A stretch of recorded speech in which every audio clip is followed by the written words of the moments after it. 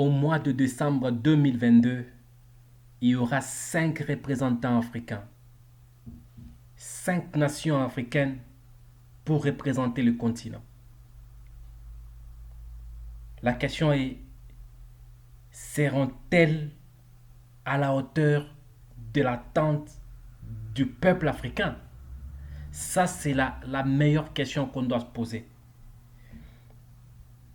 Nonobstant nos différends en Afrique, mais quand il s'agit de la Coupe du Monde, toutes les nations africaines sont derrière les pays qui nous représentent.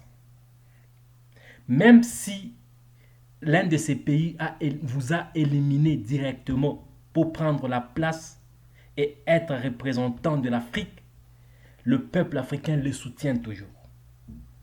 Maintenant, la question c'est, est-ce que ces nations seront-elles à la hauteur de l'attente du peuple africain? Parce qu'au moment de la Coupe du Monde, l'Afrique ne représente qu'une simple nation. L'Afrique représente un peuple. L'Afrique représente une collectivité.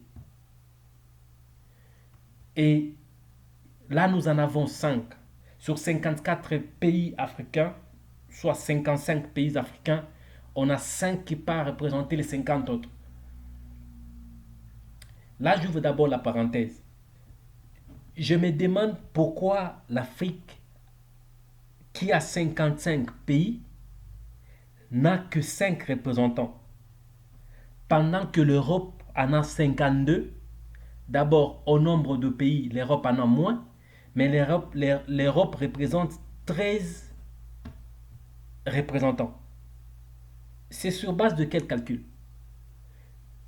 Sincèrement, je me suis mis à réfléchir, à faire le calcul dans tous les sens. Je n'ai pas trouvé les coefficients par lesquels ils ont fait la division afin de trouver l'Europe 52 pays avec 13 nations, l'Afrique 54 pays avec 5 nations. Et la seule chose que j'ai pu trouver en tout ça, c'est que on ne respecte pas le peuple africain. Le peuple africain n'est pas respecté, n'est même pas considéré. Pour flouer le manque de considération envers ce peuple, on lui donne quand même 5 représentants. Je me suis posé la question pourquoi. Parce qu'il y a des nations de foot qui, par malheur, ont perdu, telles que le Nigeria, l'Égypte. Ce sont des nations de football. Ce sont des équipes qui représentent valablement l'Afrique à chaque instant. Mais ces nations ont été éliminées sur base de certaines erreurs où ils ont trouvé beaucoup plus fort qu'elles. Ce sont des nations qui ont trouvé beaucoup plus fort qu'elles. Et elles ont été éliminées. Si on pouvait avoir 7 ou 8 représentants, ces équipes pouvaient quand même aller représenter l'Afrique. Et ça devrait être l'honneur pour toute l'Afrique. Ce n'était qu'une parenthèse que je ferme directement. J'étais en train de parler des nations qui doivent représenter l'Afrique. Nous avons le Cameroun, nous avons le Sénégal, nous avons le Maroc, nous avons la Tunisie. Et donc nous avons le Cameroun, le Sénégal, le Maroc, la Tunisie. Ces pays doivent représenter l'Afrique. Et je me demande laquelle des nations peut valablement représenter l'Afrique. Là, nous avons le Cameroun. Le Cameroun avec son actuel comité de gestion du football camerounais ou de la FECOFA, de la FECAFOOT. Nous voyons de l'ambition. Il y a vraiment de l'ambition avec le Cameroun. Le Cameroun est ambitieux, mais le Cameroun n'a pas des joueurs vraiment stables mentalement. Le Cameroun a des jeunes gens qui ont de l'envie, mais en réalité, pour vous dire vrai, ils ne sont pas posés mentalement. Vous avez vu tout le match du Cameroun et à la CAN et aux éliminatoires de la Coupe du Monde. Vous avez vu ces joueurs ne sont pas vraiment à la hauteur du jeu. Tout le monde a vu la vidéo qui a circulé là où Samuel Eto'o était en train de tonner sur eux. Mais c'était vrai. C'était vrai. En face, il y avait presque pas d'adversaire. L'Ouganda. L'Ouganda, ce n'est pas quand même un club, c'est pas quand même une nation de football. Face au Cameroun, l'Ouganda pouvait écoper 4 buts à 0, normalement. Pour les gens qui doivent aller jouer la Coupe du Monde. Donc, ils sont en train de se préparer. Par conséquent, l'Ouganda pouvait écoper 5 buts à 0 devant de telles personnes. La réalité, c'est que c'est une nation de football, mais avec une génération pas vraiment à la hauteur. Les anciens talents sont presque à la fin de carrière. Il y a les Bassogog qui sont jeunes, mais ils ont beaucoup joué. Le talent n'est pas comme le Bassogog d'il y a 5 ans, le Bassogog d'il y a 3 ans, le Bassogog d'il y a 7 ans. Bassogog a vraiment baissé. Quand le Toko Ekambi, il est vraiment en jambes parce que c'est l'exception qui confirme la règle. Toko Ekambi, vraiment, c'est une exception. En tout cas, Toko Ekambi, coup de chapeau. Il y a lui, il y a Choupo-Moting qui fait la fierté du Cameroun. Choupo-Moting est en jambes, oui. Et il y a leur buteur que je ne trouve pas vraiment à la hauteur. J'ai même oublié les noms, celui qui porte le dossard 10. Je ne les trouve vraiment pas à la hauteur du poste. Très sincèrement.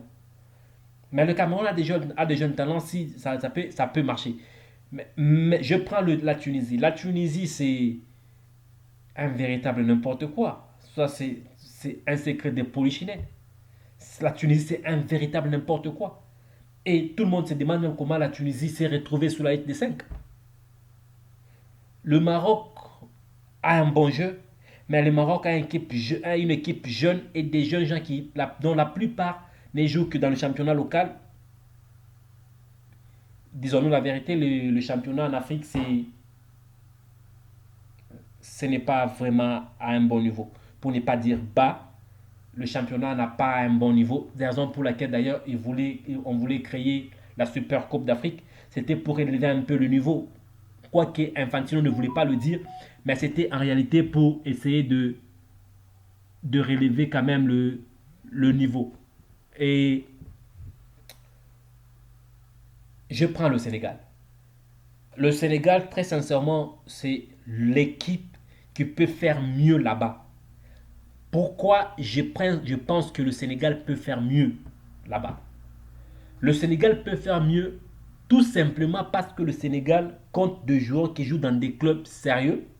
Ça, c'est un. Donc, ils ne seront pas complexés. Parce que la plupart des joueurs qui vont croiser là-bas, ils ont déjà joué avec eux comme coéquipiers ou comme adversaires. La plupart des joueurs sénégalais, donc 90% des joueurs sénégalais, jouent la Champions League. La plupart de ces joueurs évoluent dans des mondes anglophones, évoluent sur des pelouses de haut niveau, dans des stades de haut niveau, d'où le Sénégal sera décomplexé. Par conséquent, si je vais faire la différence entre le Cameroun et le Sénégal, c'est que le Cameroun est ambitieux, mais le Sénégal est décomplexé. Le Sénégal a du jeu, le Sénégal a des joueurs posés, le Sénégal a des joueurs qui sont en jambes, les joueurs qui sont dans leur époque, les joueurs qui sont vraiment à la hauteur pour le moment. Et si je dois vraiment me résumer, je dirais que le Sénégal va véritablement représenter l'Afrique. Et je pense même que les Africains ne voudront jamais manquer un seul match du Sénégal. Ça, je le pense. J'en suis sûr. Je ne le pense pas, j'en suis sûr. Aucun Africain ne voudra manquer le match du Sénégal. Je pense bien que si le Sénégal arrivait à bien travailler, à bien faire son casting, à bien préparer et à essayer un peu de boucher les trous qu'ils ont, le Sénégal peut aller même en demi-finale. Parce que tout ce que nous sommes en train de vouloir, c'est qu'il y ait quand même une équipe africaine qui arrive en demi-finale pour qu'on ne dise plus encore que on vous donne 5 équipes tout simplement parce que vous n'arrivez pas loin. Ça, ce sera ça la raison. Mais nous demandons à ce que le Sénégal arrive quand même en demi-finale. Nous prions Dieu et nous supplions aux sélectionneurs sénégalais et aux dirigeants sénégalais de bien vouloir préparer l'équipe en avance administrativement. Parce que l'administration en Afrique, c'est un problème. Vous allez vous rendre compte que toutes les équipes pourront même être arrivées déjà au Qatar pendant que les Africains sont en train de chercher l'argent des primes encore en Afrique.